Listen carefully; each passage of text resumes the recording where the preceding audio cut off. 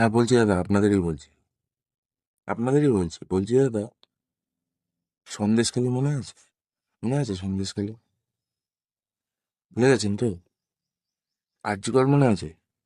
আরজিকর এই তো কিছুদিন আগে ঘটনা, মনে আছে? ভুলে গেছেন তো? তাহলে এবার চাকরিটাও ভুলে যান। শুনতে খারাপ লাগলো কেন? খারাপ লাগলো কেন? কেন খারাপ লাগলো? আপনারাই বলে, সন্দেশখালীর মানুষজনদের সঙ্গে যেটা ঘটেছিল সেটার যোগ্য, মানে সেটা পাওয়ার যোগ্যতা তারা কি ছিল? ছিল না তো। এখন তো অনেক যোগ্য কথা হলো। এখন কি হবে জানেন? এখন বেশ কিছুদিন কি হবে জানেন? এখন বেশ কিছুদিন এই 26,000 লোকের গলার ওপর পা দিয়ে বেশ রাজনীতি হবে। কিছুদিন রাজনীতি হবে। তারপরে আস্তে আস্তে মানুষ ভুলে যাবে। ঠিক আছে, আবার নতুন কোনো ইস্যু হবে, নতুন কিছু হবে।